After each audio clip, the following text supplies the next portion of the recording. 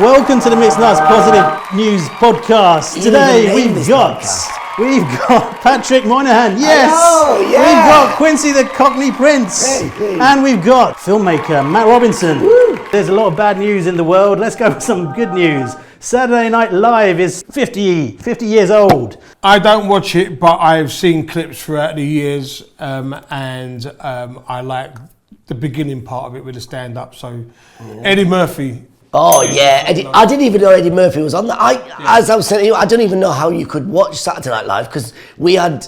I mean, I'm not even 50 yet, but we didn't even have. We had 4 channels. There wasn't even Saturday Night. But they tried to do a version over here. TV on it. They tried to do a version over here with Ben Elton. That was back in the day, yeah. Yeah, but I don't. In the noughties. But the problem is with that show, because it is an Americans love sketch show as opposed to like, well, they are good at stand-up comedy, but the problem was they were doing like sketches where it wasn't really a big thing here, and the closest we had was Spitting Image. So we had like, you're watching, because it was like whose line is it anyway? Oh, whose line is it anyway? Yeah. But with is it Free of the Kind? Lenny Henry? Yes. How old are you? 54. I'm 51. So The young folk, do they know about Saturday Night Live? Because, well, now it's all podcasts and everything. No, I don't know. Young people know their Saturday Night Lives is TikTok and YouTube. Yeah, but they've got Pete Davidson. I don't know if you've seen it. So like, the only reason I've ever seen anything on Saturday Night Live is like a clip like that on social media where they go, "Oh, this is Pete Davidson who was pretending to be." Do you remember the Timothy Chalamet or something? And I couldn't even tell you who these actors were or what the sketch was. Oh, and Adele. Do you remember when they did the Adele clip? And that was a Saturday Night sketch, but it was viral because they got. It was a great idea. They just said, imagine if is Adele like that all the time? You know, like, do you want a cup of tea? Yeah, cup of tea. Hello. And it was like brilliant. And it was, but again, I just think the problem I had with it was you couldn't see it. You wouldn't even get to see it. But any time I remember years ago when you see clips of it, it didn't make sense because it was all American references. I mean, I was struggling with British references at that time where, you know, like people are going like, Norman Lamont is doing this on Spitting Image and like, yeah, it's a funny puppet, but what's the You had premise? amazing eyebrows. Yeah. It did, Yeah. Yeah, but the recent one. Remember, they were grey, weren't they? They were like really scary. I was actually not Dave Chappelle, David LaChapelle, the artist. I was filming it at an exhibition, an opening night in London for his Rape of Africa, it's called. Okay. Right. And Norman Lamont was there, and I interviewed him, and it's one of those things where I just couldn't stop looking. You know, you're not supposed to look at something like it's like they're like kind of flowing. Yeah, but this was back in the day before men used to groom their hair. Like I was at the hairdressers. I remember only just after lockdown it was, and it was the first time ever. And the lady, when she couldn't, she said, "Do you want me to do your eyebrows?" I've never been asked to do in 40 odd years of my life. She was catching up when the money lost. Yeah, exactly. So you filmed with him, Matt. Is that what you like? And tell us what you do. What do you do without you know? Tell you what I do without telling you what I do. Without telling HMRC. I pretend to know what I'm doing, and then I blag it, and then once I've done it, I pretend I knew what I did, and I get paid for it. He's good, yeah. He's a good documentary filmmaker. Yeah, exactly. Yeah. Tell us what have you been doing over the last few years that gets you in the papers, gets you in. Shh, I'm not talking about that. It was not a raccoon. It was a fox, right? So you do a lot of films for certain area in the world, which I worked in mainstream TV and film for 26 years. Okay. So I did like X Factor, Big Brother, Strictly, all the really highbrow intelligence. All the ones where the geezers have been putting a rectum in.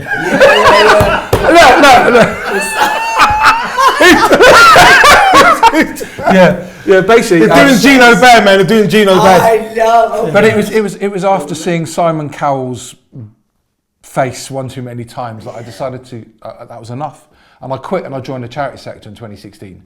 75% pay cut. So then I kind of open heart surgery on babies in Tanzania, aid convoys to Greece, filming and almost got killed in Yemen whilst filming there. Been to Iraq, Yemen, Somalia, Palestine, Lebanon, Pakistan, Bangladesh. How many passports do you have? Yeah. That is mental. till to get, because I've got 2. so because I was going to say, because once you get one stamped, if you go to them areas, you can't then, it restricts you from going to other areas. So in 2019, sorry, I got an organisation that I was working with. We went to the West Bank. I went to run a half marathon in Bethlehem, the Palestine half marathon. Yeah. So The Palestine half marathon. yeah. But it's a Palestine marathon. Only white guys. Yeah, no, you know what? I ain't going down Buckingham Palace. I'm gonna run. I'm gonna see how much this privilege takes me. Well, no, it's interesting you should say that. Palestine half marathon. So Go on. basically, I've got to hear this because I had to story. fly into Ben Gurion Airport, right, and would get the stamp of that country. We're not going to talk about that country. If I wanted to go to Pakistan, Bangladesh, anywhere else, it would mean I wouldn't be able to go there. So the charity wrote a letter to Passport Office, and I've got one for that country in the USA and one for everywhere else. Do you know what? I want to see British immigration's faces when they see your passport. They come back. I know. Do you know what? Actually, before I got this new passport, the chip in my old passport was broken. Yeah. And every time I went came back to the UK, whichever airport, I'd have to go up to a desk, and they'd ask me, where have you been? Who have you seen? What have you done? Where, have you met anybody? And I'm like, no, just, even I've been to like Munich or wherever.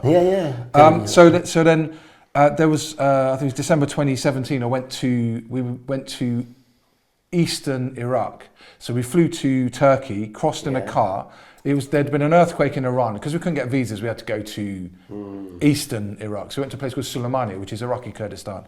So we went there, and then when we came back after delivering the aid, and my role was to film. You say we, your team? Me and 3 other people, my production team, So we got back and we had to cross the border at night on foot because there was a massive queue of cars. So we crossed back into Turkey. The next day we're in this town called Salopi. These 2 massive blue armoured personnel carriers with lights flashing pull up. Out come these policemen with guns up against the wall, took our passports, and then obviously they ran checks, and like 20 minutes later they let us go because you've just come across the border without a checkpoint. Well, we went through a checkpoint. We had stamps.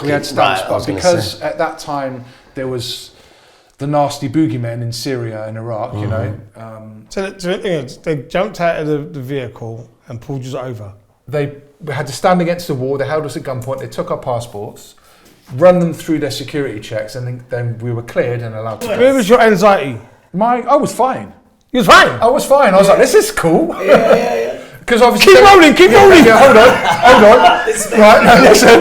No, but obviously, look, right? Because I was the only white guy, so I knew I'd get away with it. Yeah. I'm glad you said that. White privilege. My WP, Matthew Robinson.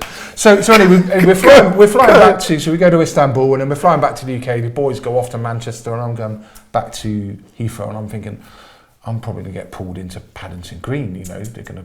After being stopped, Anyway, so I land and I'm a bit nervous, and I walk through and I go up to the guy in the desk and I hand him my passport. He opens it, he looks at me like this. Go on. No questions, no nothing. Really? And after that, I've never had a problem since. So I don't know whether they ran a check and saw that. And then they've gone, right, okay. So there's he's just a humanitarian. Boring. What do you have to put on your occupation? Because we've done that, when you go to the Middle East, or if you go to anywhere. What are we talking about here? Because when you're, as in work occupation, as in, not as in that bit, as in, I'm every Wednesday. As in, I mean, as in, when you're going to these different countries, we beat them, and if you say comedian or whatever, they don't get it, so they don't know what that is, and they'll go, and then you've got to be careful, because if you say, because they go media, if you say media, they go, media. Yeah. So what would you have to say? Okay. So I'll give you an example. When we went to Myanmar, it was prior to the genocide in Myanmar of the Rohingya people. Myanmar, Burma. Used to be Burma, So we flew in, and this is 3 months prior to the genocide, and I went in to film undercover a delivery of aid because they weren't allowed media. So I went as project officer, which could mean anything. Do you know what I mean? But we managed to film. What were you filming? We were filming aid distribution for a charity. So it's basically when you go and film these things, is to kind of show that the charity's not nicking the money. To show, to be serious, to show that the funds are being spent where they're supposed to be spent. You're like Elon Musk.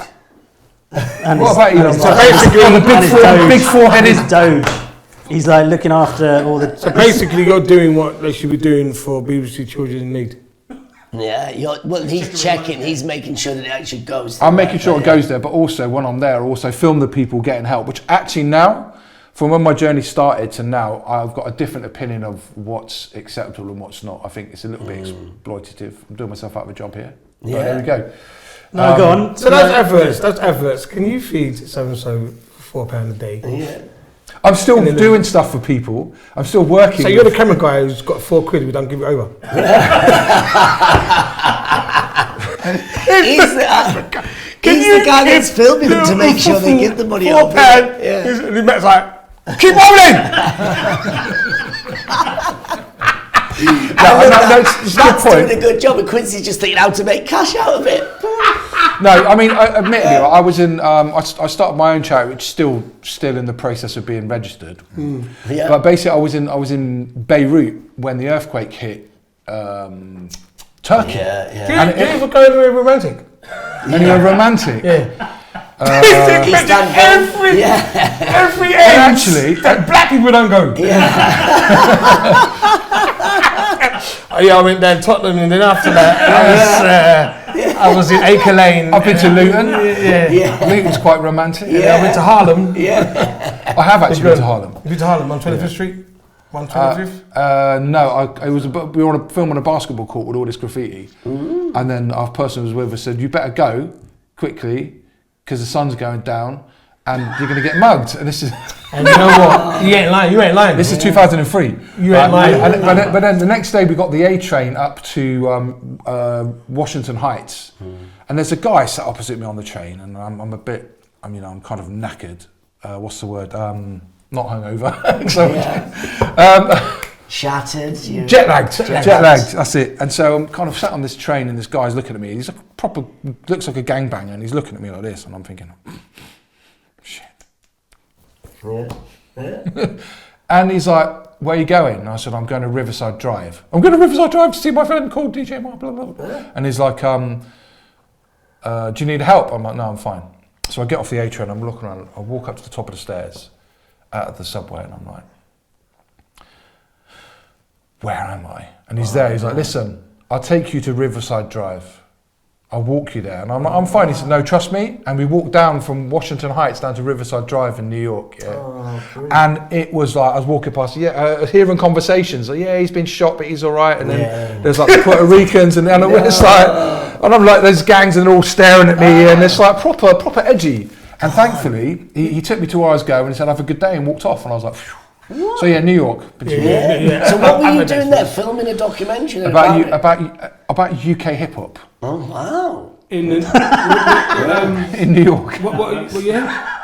2003 and 2004. So who was that? So that would probably be like Black Twang. Black Twang, Roots Maneuver, Rodney P, Skits. Was Roots Maneuver British? I don't remember. Yeah. God. Yeah. Before the old Stones. And not Ray and Nephews. Rain. Yeah, a couple of those. No, Ray and what are they called from up north? Grand Central Records. I know about. Yeah, but them. Yeah. Okay. And I interviewed Master Ace in 42nd Street in the studio. Master Ace is Big Daddy Kane's understudy. Oh, okay, right. And it was it was great. You've lived You've done a little bit, man. I've got stories to tell. I just want to see the Palestinian half marathon. That's what I want to see. Yeah. Oh, so what was your time for that? Yeah, what was your time? I was running with like one of those hand gimbals with my phone and like a little GoPro on my shoulder. 2 hours 38 minutes. That's brilliant. And I was filming. Yeah. I've got to do the Brighton half marathon next Sunday, so 3rd of March, I think. Have you done a marathon half marathon? I've hit a couple. Yeah. Quincy. The only way to get him to run. Come on, Quincy, I'll get a box of chocolates. I just want to know the running technique in Palestine with the running the marathon. Yeah, what's the track there then? So where do they take you along the west bank? Well, you start off in Manger Square. Right. You go up through the town and you end up run up by the wall. You go past the walled off hotel, which is Baxter's hotel. Yeah. You go, and this wall is mad. There's all this graffiti, and there's these big watching towers, which the people of the country, whose name we shall not mention, are staring down evils and pointing guns at people. So you run along, that's a motivation to run. And then you run. You usually have people with bottles of Volvic. If you get from here to here, you've won. Quincy's just doing slow and then just shooting a few warning shots. Come on, Quincy. So then you run through the Aida refugee camp, and then you go onto this main road, and I think I was about halfway through, and I gave up. I stopped, and there's this young Palestinian guy who's like, "Come on." Yeah. And we kept each other running. I managed to finish it. Finished it, which was good. Yeah, because it's. But there was one old guy. I was running along talking to people like, "So where you come from?" And he's like, "I'm from Hebron." He said, "I'm 76 years old." As he goes, kind of runs off and leaves me. I'm like, I couldn't walk for 2 months after. Says he's doing a Squid Game. Squid Game, yeah. Speaking of dangerous places, it's on the news. It's saying UK boots could be on the ground in Ukraine. What do you guys? You guys have established that you're a bit older than the well, they haven't got boots in the airport anymore, have they? It's just John Menzies, isn't it? More funny that he said that boots may not be on the ground as peace talk. So like that make no sense. This is they're there to observe the peace talks. Yeah, they'll be there with clipboards, long coats, glasses. Yeah. And it's all about deals though, isn't it? The way that they're doing it, it's between Russia and America. But this whole thing about boots on the ground, look, we are not the conscription age, but the problem is we've all seen Dad's Army. It won't be long. Listen, we cannot rely. Have you seen the 26-year-old kids and underneath, they're not going to last 3 minutes. They're going to be wiped out. Then they're going to go, right, everyone in their 30s, they're all gone. They'll be doing TikTok dancing and everything. Have you seen Der Untergang, Downfall, the film Downfall, about the last days? God, and have you seen who they conscripted in Germany? It was like octogenarians and like kids in nappies. Oh, right, is that why they? Because they ran out of people. They ran out of people, Yeah. And oh god, and then have you never seen it? It's a Downfall, and then there was another film about. Downfall's the one with that famous map room when Hitler goes mad. Yeah, and everyone kind of changes the subtitles. Yeah, and they all did the spoof. I remember they did it for the gigs here. Do you remember they were going, and they're going, trying to Yeah. But then there was another film. Yeah, that was Downfall. But then there was another one. Do you remember, which was horrific? Which was the one about in Holland or somewhere where they caught. So you know when they got back and obviously Germany had got defeated, they went and caught all the German soldiers that were in these countries. All of them were 14 and 15 years old. They're all German kids, and all these kids didn't even know what they were fighting. It was horrific when you watch it. Yeah. And all these poor kids, and they got them to clear the land. History, hey? I saw that. Is that a Danish film? Yeah, it's a Danish film. Yeah, I've seen that. They make them go out and they're like... Yeah, and make them clean the landmines, and it was absolutely mental. And I just think, oh, God. But what's the stand-up scene in Russia like? What's that? Have you ever met a stand-up comedian from Russia? One. Go on, who's that? I can't remember his name. It's over the end of it. Ivan? Yeah. I'm trying to think who from Russia. He was just a tall guy. It was a new act. I remember there was somebody who was half Ukrainian, half Russian or something. And I remember there was a buggered, isn't it? Yeah. I think that was his great opener because the audience would love him and hate him, whatever. But actually, I think I'm sure there's quite a few now from that background. But I think you wouldn't really be able to do stand up in Russia.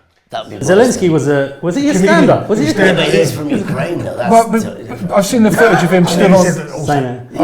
of him stood on stage naked playing a guitar. And then he plays a president, and then he becomes a president. Character comedian. Well, do you know what is interesting? They've got an election in. You know, they were meant to have an election in Ukraine in May, 2024 last year, and they still haven't had that election. And he's asked for it today. And he's what? He's asked for a new election today. No, that is part of the American-Russian deal. But interesting times. We tried putting to on. answer your question, Go on. I ain't fighting.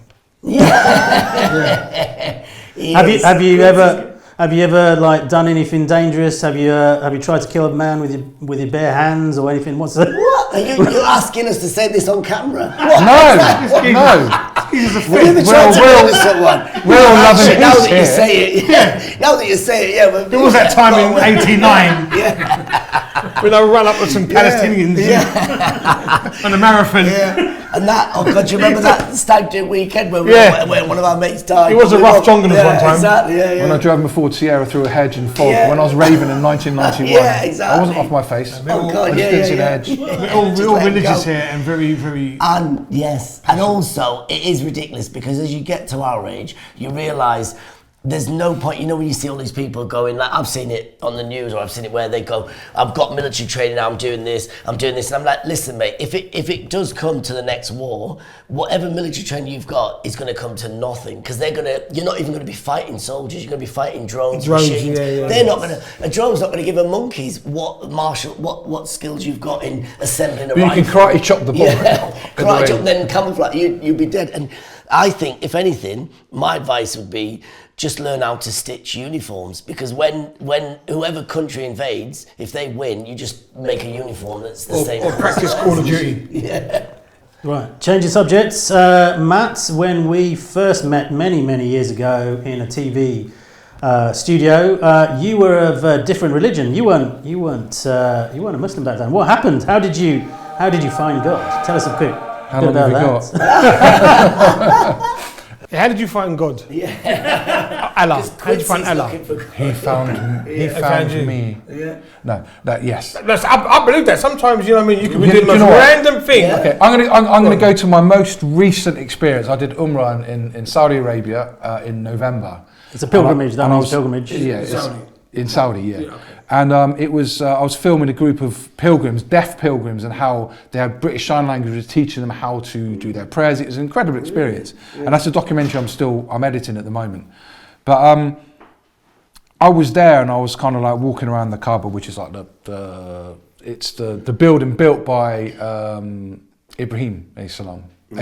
Yeah. And so I was there, and everyone else was all crying and getting emotional. I'm there thinking, what's wrong? Why am I getting emotional? What's going on? And about the fifth, there's 7 tawaf circles you do around the Kaaba foot to do Umrah. And I was on the 5th one, and I was literally like, everyone's really emotional. I'm just not getting it. What's this block coming from? And I literally was like, all right, what am I supposed to be doing here? Can you just like guide me through? And literally it was like, look where you were and look where you are. I can't tell you where I was. Yeah. But, you know, alhamdulillah, it was the best experience of my life. Man. And are you Sunni then, or Shia? You'll be Sunni then. Yeah, Sunni, yeah. Changing from finding God to, well, we're going to need God. Have you heard about this asteroid that's about to hit Earth in a couple of years' time? Was it 2032? 2032, wasn't it? Yeah. I mean, just when Liverpool's going to win the Premiership. Yeah. How can you? I don't even know much about football, but how are you still going to throw it away this year? Every year, Liverpool. It's like Liverpool are that. You know, we talked about doing the half marathon. Liverpool are like that donkey with a carrot that like sets everyone else up. If an asteroid's going to hit South London or North London, what would you guys do? What would you spend your last weeks doing? What is it? 2030. I've been old man, so I can't even smash no one. I love the way. I can't. You know, you're young and you say, I'm going to smash every bird. Even he might be. I love that. Quincy might be in a relationship by then as well. He might be in a serious relationship. Do you know what though? You could be stood on that beach watching the big tsunami wave come in. You'd be down in Southend on the pier. Oh, It's the condoms. I think as long as you've got like a scrambler bike and there's hills nearby, you might be alright. Just keep going up the hill. You think it's going to be do you know what I'm going to do? I've never used it, but I'm going to start getting Klarna accounts. You know, where buy now, pay later, and then I'm going to literally open up. I'm actually going to use 1 million Klarna accounts, buy everything, and then just pay back on 2033. And then if we are still here, it doesn't matter. That's like The Sopranos, isn't it? The guy goes to someone he knows he's going to have to whack and he borrows money off him. Brilliant. Oh, is that true? Yeah. Oh, wow. That's brilliant. That is such a So if anyone comes asking me for money, I'm going to be a bit nervous. Yeah, exactly. I think I'm going to check myself into an old people's home. Yeah. 2 years before. What do you mean check yourself in? What do you mean? You're ready. Check yourself out, you mean? Something comfortable. You know, it's going to be less than 8 years. This isn't going to happen in like 60 years. This is 2032. It's only. Oh no, it's not even that. It's 7 years. It's not long to go. 7 years. Yeah, but the thing is, I was listening to this on the news when I was driving, and it said that actually it's a meteorite that it's got 1%. Now it's gone up to 2% chance. But if it does hit, all it would do is take out the size of a city. So all you've got to do is, if it takes out, I mean, yeah, imagine if it takes out Coventry. I mean, what's going to happen? It's not going to make much difference, is it? It's like, I was just going to crack.